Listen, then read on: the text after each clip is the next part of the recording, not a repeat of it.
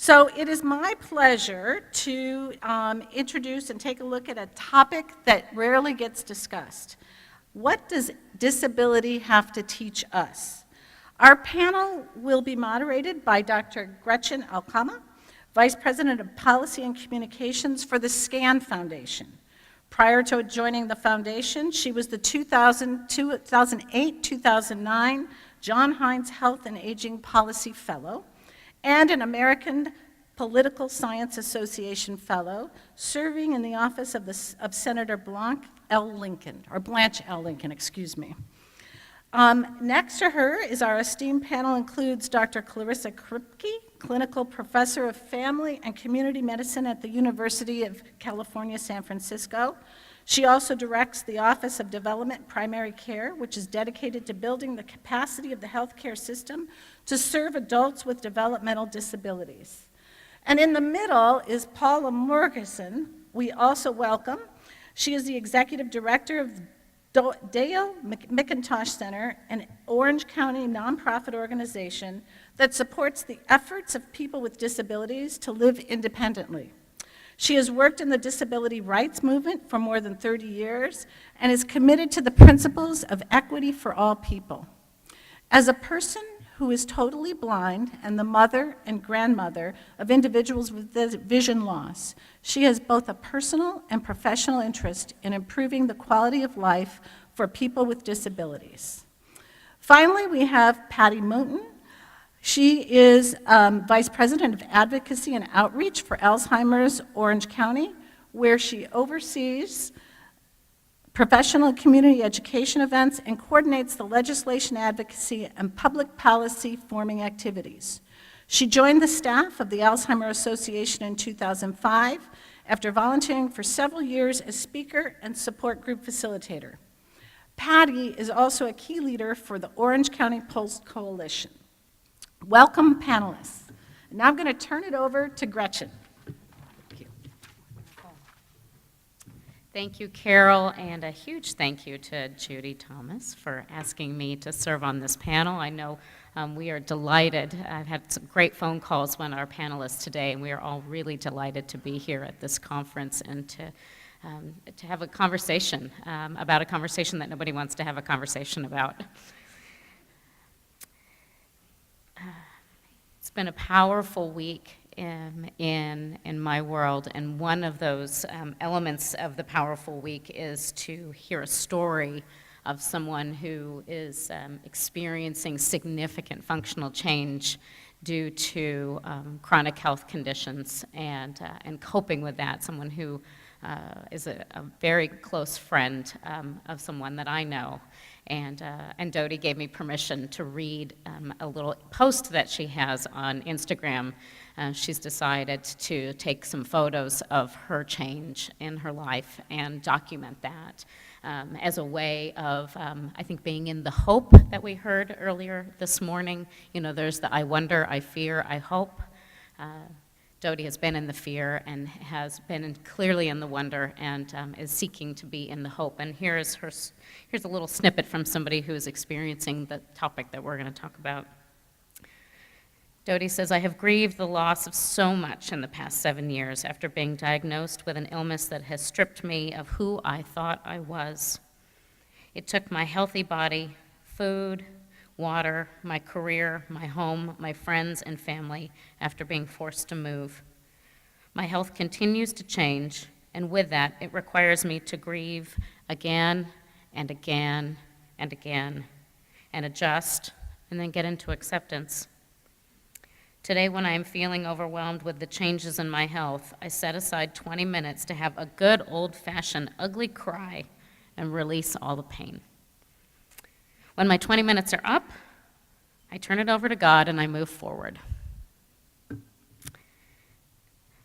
If we look at this from a data perspective, half of Americans who turn 65 today will one day need a high level of help with basic activities. It's those basics that we all know about, right? The bathing, dressing, transferring, walking, eating. Another key trend in this, and I look out over the room of my colleagues here, and we women live a lot longer than men, by and large. Men usually live in this experience for much shorter periods of time, but we women, by and large, have more chronic conditions and more disabling chronic conditions. We don't die from those things that quick, the way men often do. We live with them for, days, months, years. Alzheimer's, severe arthritis, Parkinson's, and all the like. But the situation's really variable. When we think about people with that exceptionally high need of care and exceptionally significant functional decline, significant functional change, about 30% of people will have that experience for less than a year. And we see that with people who get a significant diagnosis and the change is very rapid and then they're gone. But about 25% of people who have that experience of a high level of need have it for actually 5 years or more. And I know that all of you have somehow in your practice and in your lives have seen that. That change, it takes a serious toll on how people think about their lives and about their functioning and their personal finances. It affects them physically, emotionally, mentally, and spiritually. Families certainly are in the mix of this as well, watching and helping a loved one and watching that progressive change that occurs and the grieving that occurs again and again and again. Now more than ever, healthcare providers and others, all of us in this room have moved towards having those difficult conversations with a focus on the end of life. We see that in things like the Conversation Project and Respecting Choices and other efforts. Pulse is certainly a huge engagement in that. And it often can have that discussion point about what do you want when it's at the end. But there's actually a conversation that we at the SCAN Foundation see as really critical to have encompassing with those conversation that actually is more difficult. It is that discussion point about what is happening in that change process as people have chronic health conditions and functional limitations. And it's talking about how people live in the midst of all of that as they're walking maybe towards a progression towards death, but life and death in many ways it's still a 1-0 experience. You are living all the way up until the point until you're not. We did a series of focus groups when the SCAN Foundation was brand new to just learn, just hear, listen from people about what did they think about aging, what did they think about aging, aging well, aging with a little bit of need, aging with a whole lot of need. And what was amazing is we talked with people who just ended up having tremendous caregiving experiences. They had seen this firsthand in their families' lives and had been active players of providing support to people with extensive need over long periods of time, and really painful experiences for people to share. And that just happened that way. We didn't screen for that in the focus groups. And what was amazing is when we turned the table around and started to say, okay, well, what does life look like for you as you grow older and you have needs? And the most difficult conversation wasn't death. It was disability. That was the taboo conversation or topic around that table of focus groups all across the country, people 40, 50, 60, 70, 80. They didn't want to talk about it. They wanted to talk about that they were living well, and if they needed a little bit of help, maybe they'd move their whole life to this beautiful assisted living that would take care of a little bit of their needs, or that all of a sudden they just end up on hospice. And for those of us who in the room, we know that that's not the trajectory that most people experience. So how do we reconcile the truth that ultimately, if we think about this room, if everybody here was age 65, that half of this room would have some level of severe level of need, yet no one's willing to talk about it at any point in time in their life. As a mass society, I suspect I'm in a room of choir members, shall we say, who think about this and talk about this and experience it much more than most. But as a national narrative, how do we talk about changing a functional experience, and how might that perception be shaping us all in how we respond, or frankly don't respond, to those who are in the midst of extensive daily living needs and experiencing the change of that functioning.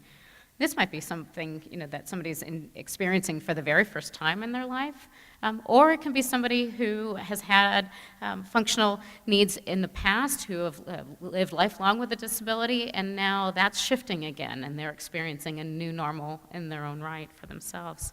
There's an interesting article on Kaiser Health News today about what is the normal aging, so I really encourage all of you to read that. It kind of talks about it by the decade. These are aggregate numbers, but ultimately I think it speaks truth to the variation that folks see over the life cycle. And so while talking about this subject explicitly may be new for some of us here in terms of how do we think about functional change and frankly not slip into the fear of that, as we know is true in broad American culture, but really connect with the wonder and the hope of that.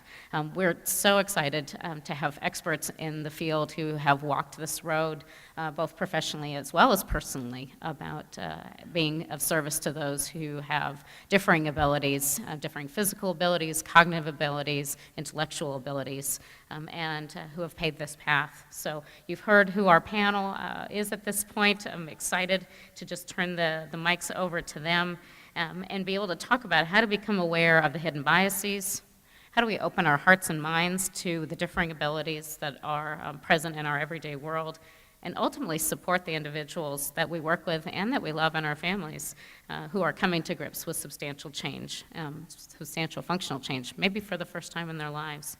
So as I'm going to sit down to be present with my panel, and the first question, we're actually going to start off with Clarissa, to the first question of saying, what is disability? How do we think about that? And how do you think about it in the context of the work that you do every day at UCSF?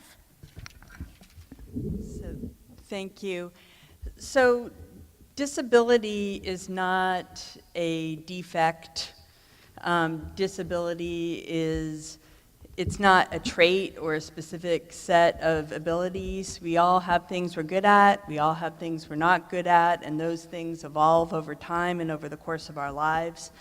What disability is the inability to participate.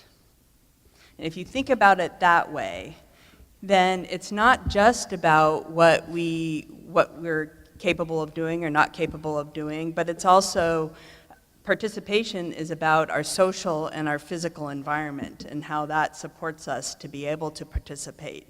So it's a complex interaction between someone's functional abilities and functional inabilities and their social and physical environment. For example,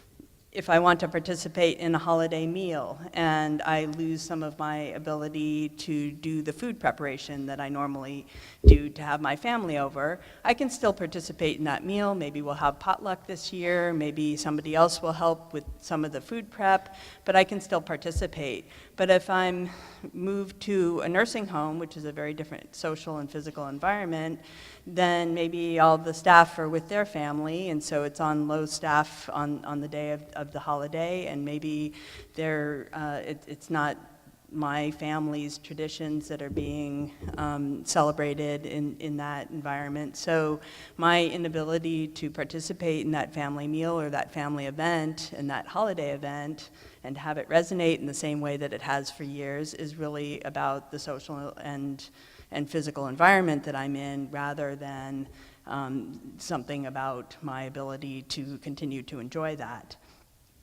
People with disabilities tend to be happier than they're judged to be by others, by professionals, by caregivers, even by people who are close to them.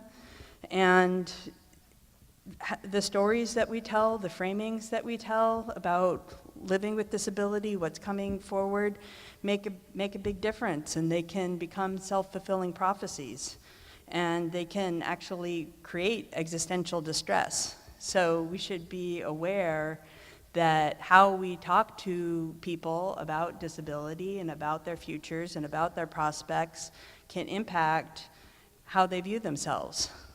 And being sad about a loss doesn't necessarily make someone less human or less who they are. Elders and those with terminal illness say, and I believe them, that they want the same things that younger people with disabilities want, but they're treated very differently. They want to retain their agency, even if they need support to make decisions. They don't really want the first thing.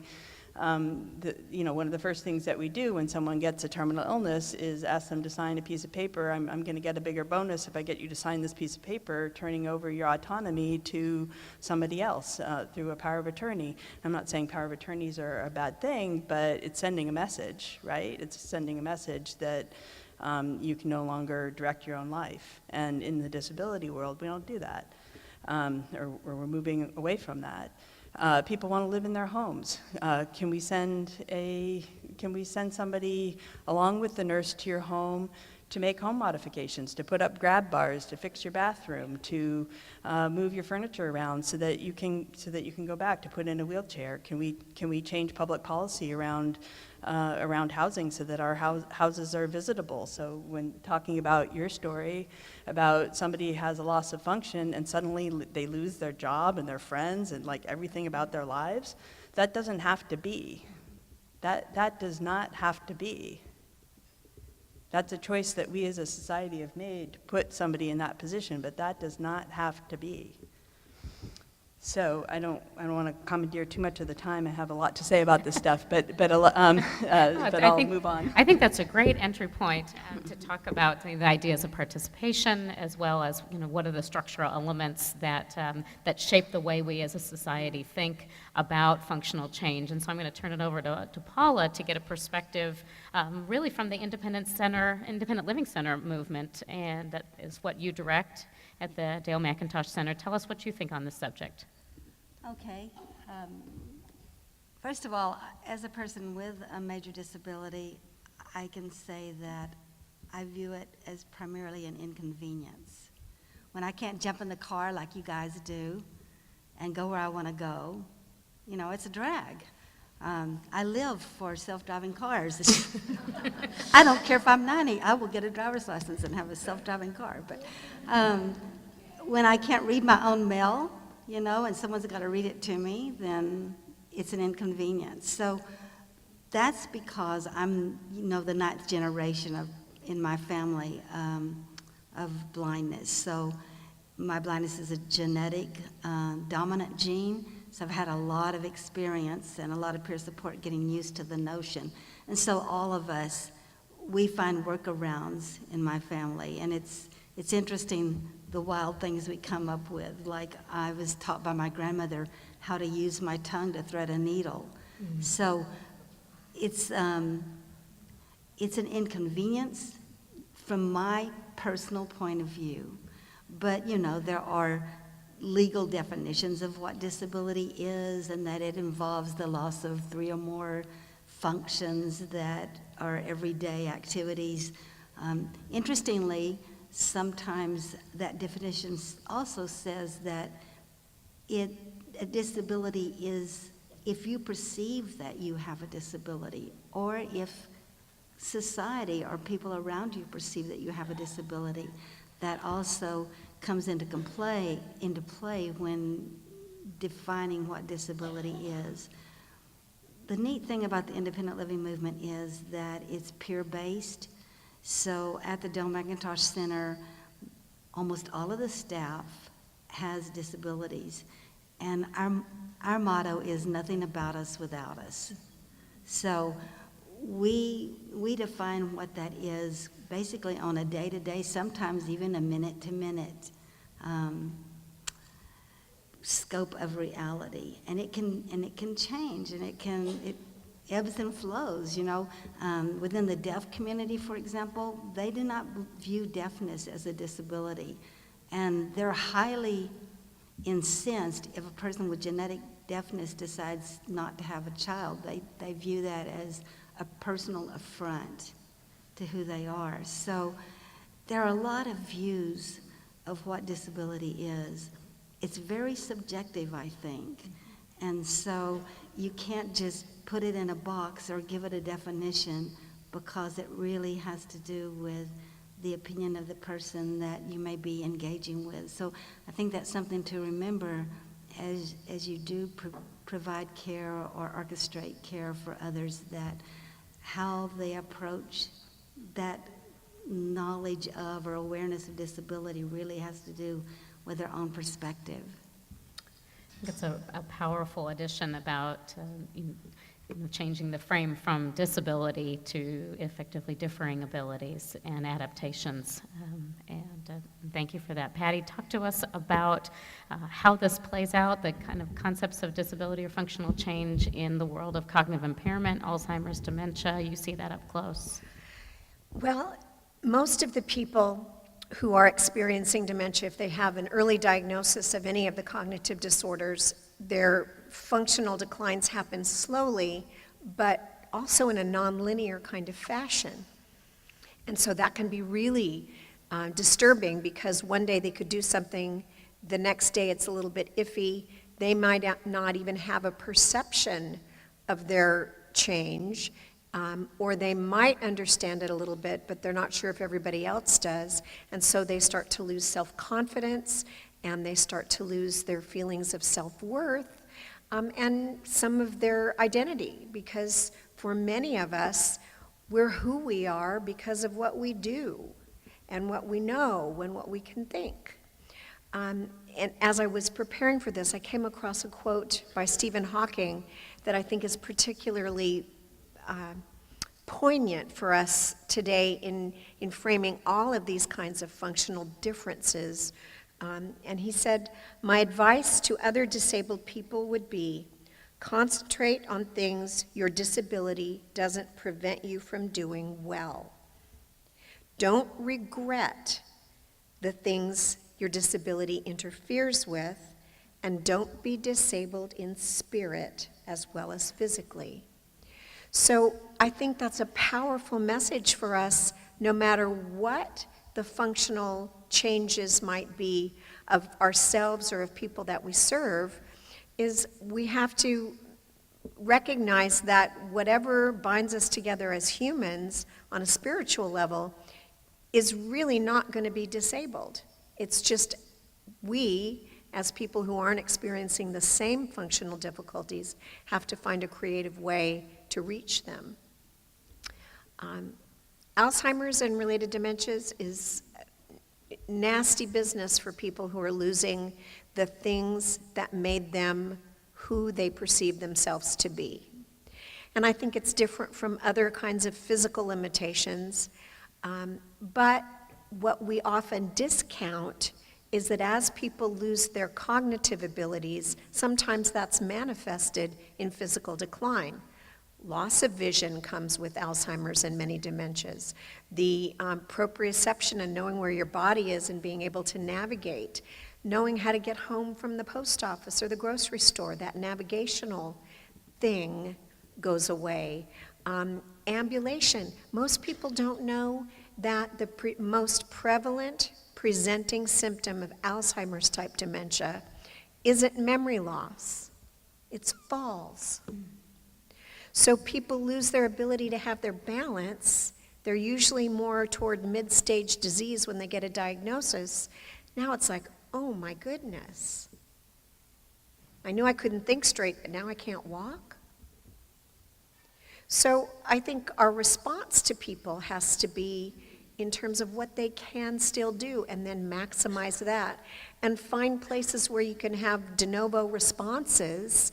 In Alzheimer's and other types of dementia, artistic pursuits, even musical appreciation and expression, but particularly in painting and art, sometimes becomes so beautifully manifested for people that had no experience with art or painting previously.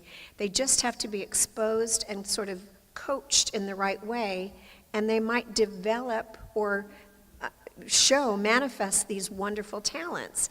And unless we creatively look for them and tease them out, we might miss it altogether, and that would be disabling. So you started us off, Patty, talking about a little bit of how people experience that significant change. It's interesting about the statistic about falls that you reported as that being one of the number one signs of people with cognitive change. And I'd love for the others on the panel to speak about your experience in watching and listening to people come into an awareness and acceptance of their changed state. What that looks like, what are the variations in people's experience when functional change is present for them for the first time at any age? What do people walk through? One of the things I was thinking about when you were speaking was how often people aren't aware of those changes with Alzheimer's. That people aren't living despite their disability, they're living with their disability, and it's bringing out new things. So people might have an idea of who they are, but just because their physical abilities or cognitive abilities change, it doesn't make them an unperson, and we need to be really careful about how we talk to and about people, that we don't say, oh, well, you were a professor and now you can't do the same math that you used to do, therefore you're not a real person. They are a real person, and they're a real person who's now maybe exploring something different in their life, like art or like music, or I think most of the people with Alzheimer's that I've met would be, I have a confession. When they were doing the mindfulness exercise, I was on my cell phone. And I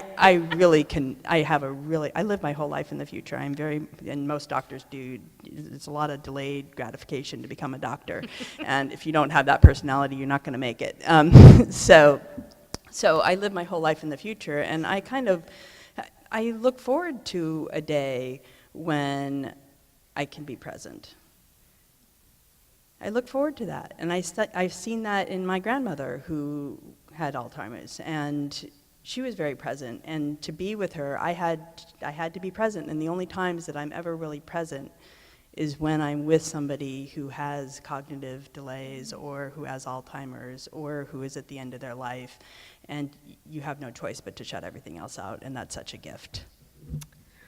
Paula, what do you experience of new people coming to the center, maybe for the first time, who are experiencing a significant functional change?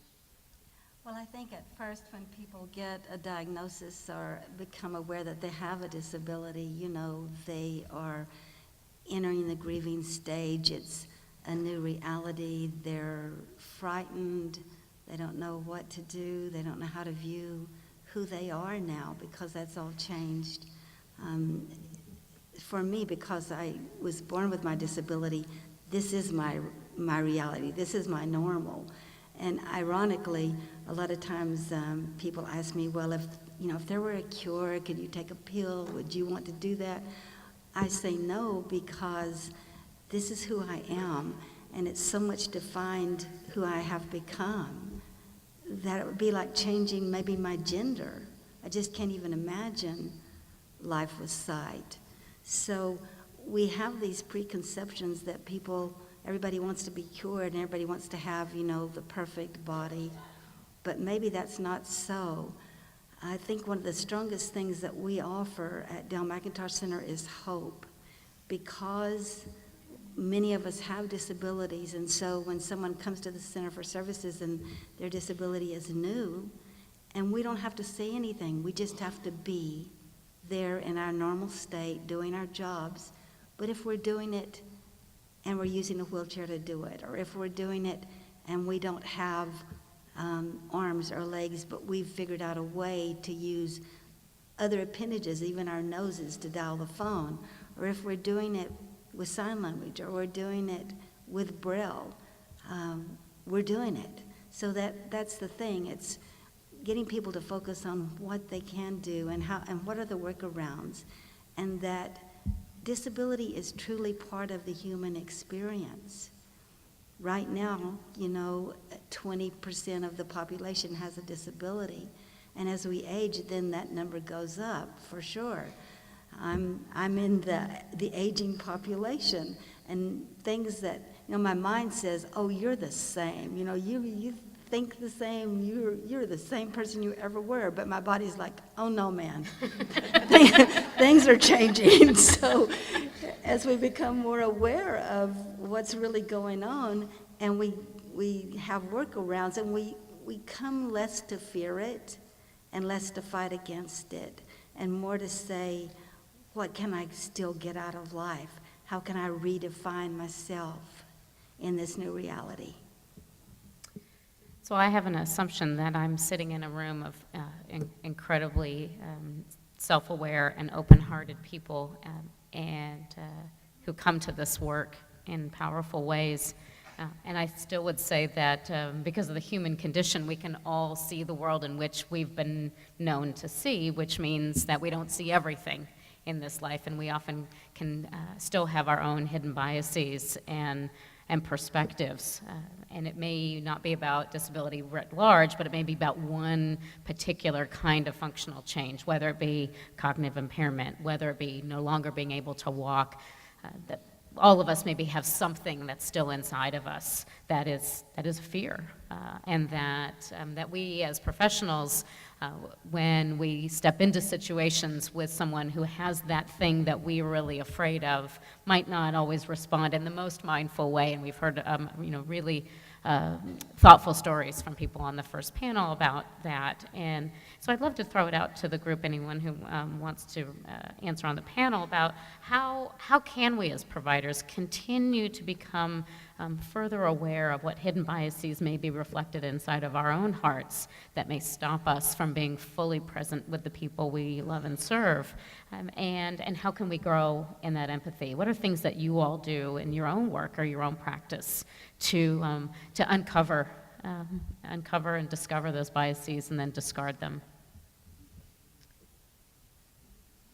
Well, one of the things that I always enjoy about the people that I am privileged to work with or get to know who have cognitive difficulties is to somehow hear some of their stories, not only how they report the stories in the moment that they're interacting with me, but how people from their past or from their present, their loved ones, report who they are.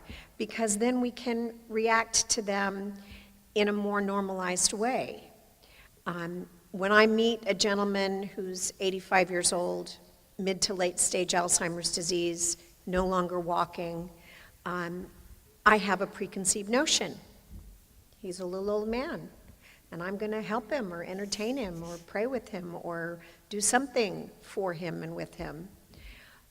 But when I know more about him as a full individual, I can not only appreciate, as we said in the last session, what has been, what is, and then what are we hoping for? And sometimes we have to get it down to a very elemental level of the what is, because for people with profound cognitive disability, their only experience is what's happening right now.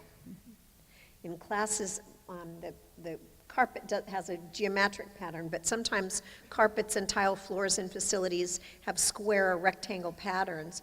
And I sometimes step into that 2-foot rectangle, and I tell caregivers, this is the entire universe of many of the people that we serve. And so get into it, appreciate it. It's cozy, it's small, but we don't have to worry about the vastness of what else is out there.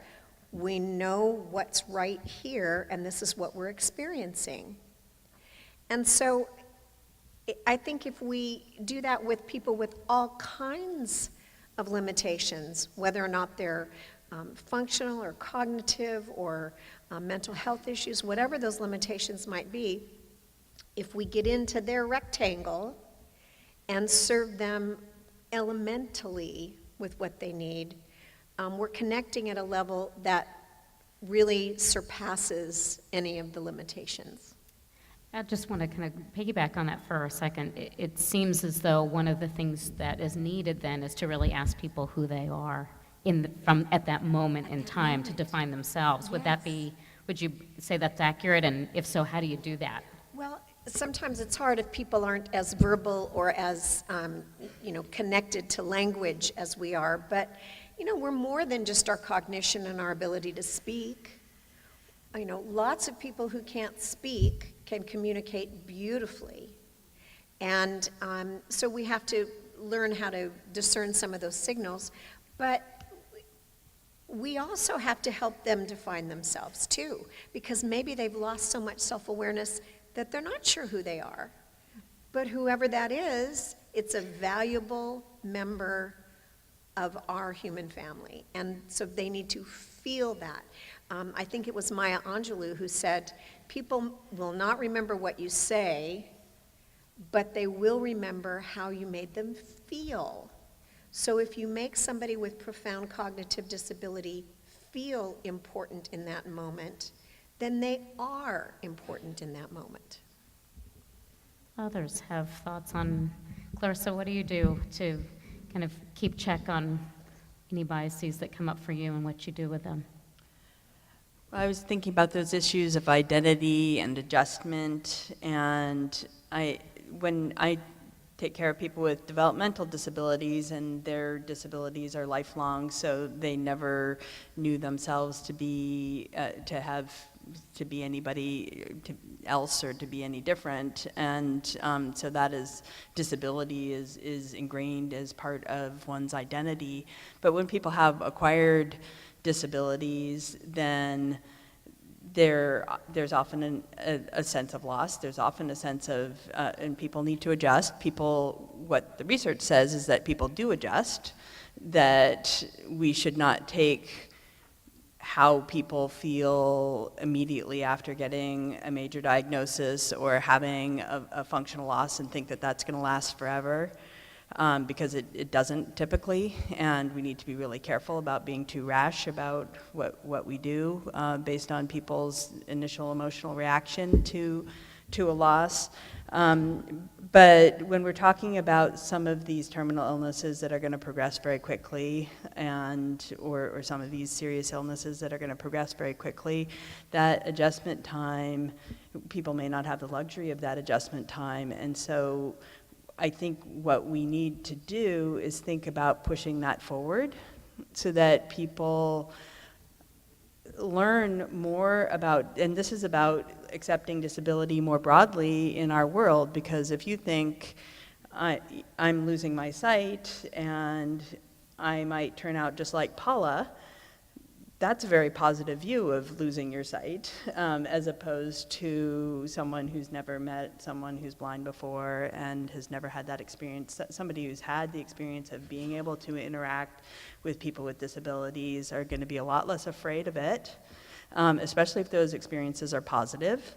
So how can we as a society have more positive interactions with people with disabilities? The better we treat people with disabilities, the less we'll fear how we'll be treated. The less we isolate people with disabilities, the less we'll fear we'll be isolated. So we need to push that process back further so that when people lose their function, it doesn't have this sense of panic, oh my goodness, I'm gonna, this is not something I can live with. Paul, any thoughts you'd like to contribute on this about how to grow in empathy and check those hidden biases at the door? I think that we fear disability so much that we kind of get stuck in the negative side of it. And I understand that. I had a year of clinical depression because of a medication. I'm one of the few people that can't take steroids because it caused me to have a clinical depression, and I had no empathy, really, no experience with mental illness until that happened to me, and it changed my perspective so much. We fear what we don't know, what we don't understand. There used to be, and I'm going to really date myself here, but there was a song that used to say, accentuate the positive, eliminate the negative, and don't mess with Mr. In-Between. Anybody remember that besides me? Lots of hands raised in the room, cool. yes. You are not alone, Paula. That's good to know, really good to know. So it's about your perception of disability, and we tend to see it as very negative, but that's not necessarily so. And so we spend a lot of time at the center talking about disability pride, taking pride in who you are and what you can accomplish in the face of a disability. And so as you're working with people and they encounter disability or limits in their functioning, what they can master is tremendously important. And so focusing on that, what's left to work with, and what good can come from it, And a lot of good does come from it. I'm very grateful for my blindness because I think it caused me to develop inner sight, if you will, and insight. And so I don't tend to look at the surface of things, can't look at the surface of things. So I could dig a little deeper, you know. So just thinking of that viewpoint, changing a little bit of not just for yourselves regarding those fears and those biases, but then to the patient, to your clients, so that they also can see another side to this issue of disability. There are microphones out in the hinterlands out here, so anybody who is wanting to ask a question, please go up to the microphones now. And the thing that I'm thinking about of this last comment that you shared, Paula, is Marcel Proust talking about that it's not in seeking new landscapes, and his statement about it's seeking new eyes, but the eyes were really seeking a new perception, taking a new viewpoint on what does it mean to have a differing ability than who you thought that you might be at this point in time in life. And I think that's probably true for every one of us in the room as we've grown older, that we've come up and confronted with that. So in many ways, one can say we've all had some experience with changing ability in our life. How can we convert that into an asset of empathy as we move forward? I do see someone coming up to the microphone. Thank you. Please tell us your name and what organization you're from. Hold on one second. We have a speedy assistant who is going to take off the mute, so just hang with us for one moment, please. Thanks. And I think we're good to go. Testing. Okay, thank you. My name is Maricela Lujan. I'm one of the pediatricians who works for California Children's Services here in the County of Orange. And I appreciate all your comments and ideas and insight. Most of it was focused on, from my perception, on aging or disabilities associated with like terminal illness. But we encounter children, and so the children have to adapt when there's an adolescent with a traumatic brain injury. Can you comment on the parents' perspective of their loss of a normal teenager who now, as a result, for example, of a traumatic brain injury, what they have to go through when they perceive their child now going through these changes? And also, we also have the other end of the spectrum in which a newborn who the parents all of a sudden get this diagnosis and then the trajectory of the whole trajectory of their illness. That's a powerful questions about the family's experience of young children or newborns who had a significantly different experience than what the parents anticipated in various different ways. Clarissa, do you have anything you'd like to share on that, or Paula? Yeah, absolutely. So caregiver stress. What the research shows us about caregivers is that caregivers'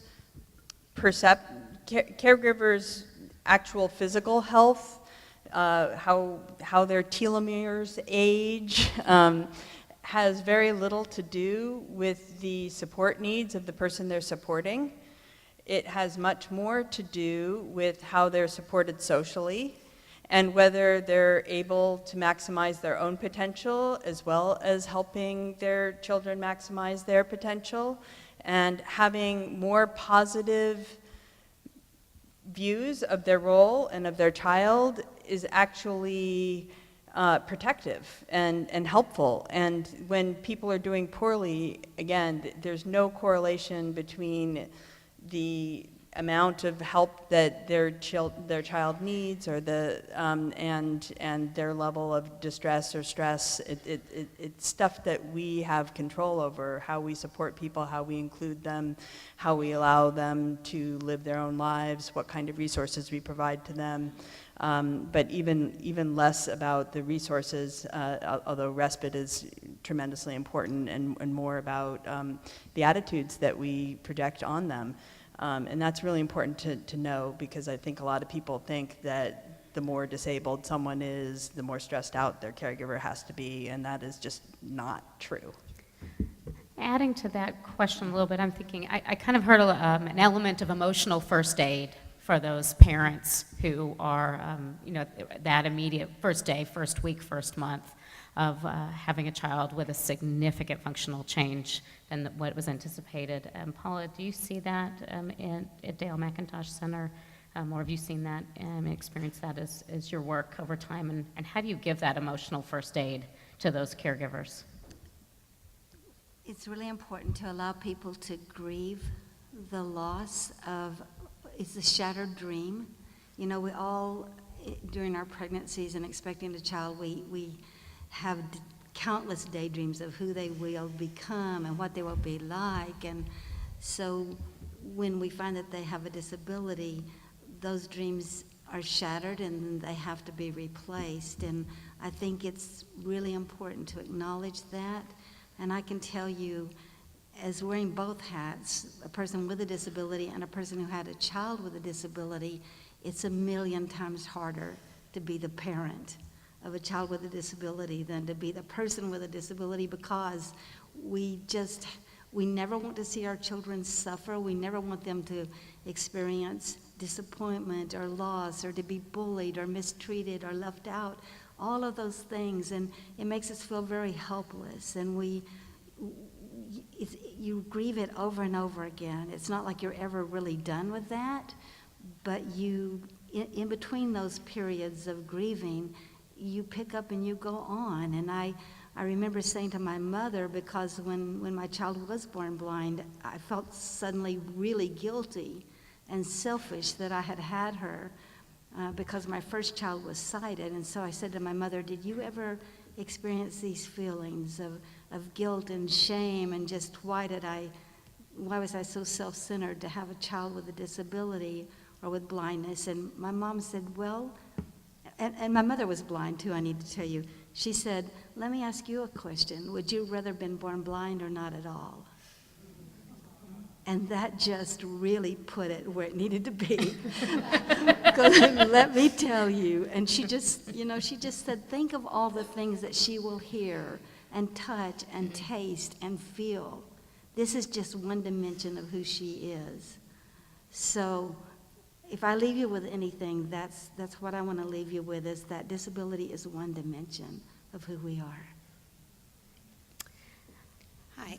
We have one more question. Joan Fisher, I'm a pediatric oncologist, hematologist, palliative medicine physician.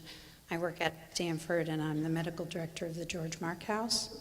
And I've been working with families who have lots of loss, lots of grief, lots of adjustments. Parents who have profoundly disabled children go through life with lots of challenges. The people who meet these challenges the best are people who have learned the lesson that these children are the greatest gift they'll ever be given, because they learn the unconditional love that these children teach us. And I don't say that out of hand at all. They are a gift. And if there's one gift that we are given in life, it's to learn how to love unconditionally. It's what we're put on earth to learn, I think.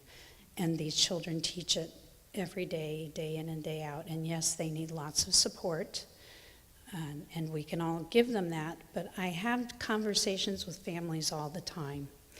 And when I look into a parent's eyes and ask them if they've figured it out yet, and they say yes to me, the rest is all window dressing. Unconditional love is what we are taught by these children with profound differing abilities. And it just changes your life forever in a way you can't understand until you get it.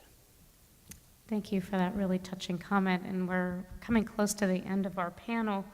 I want to leave you with Jodies' thoughts for today on her post on Instagram. And she's in a little bit better place today than she was yesterday. And she says it's possible to find happiness and to be grateful even after what it feels like the universe has dealt you a crappy hand. During my illness, I have taken charge over that which I still have power over, my thoughts, my attitude, and my approach to life. I prefer to approach it with laughter and humor on most days. And I think that's probably we can all relate to something in that spirit. And So with that, I want to give a sincere and warm thank you to this very open and vulnerable panel.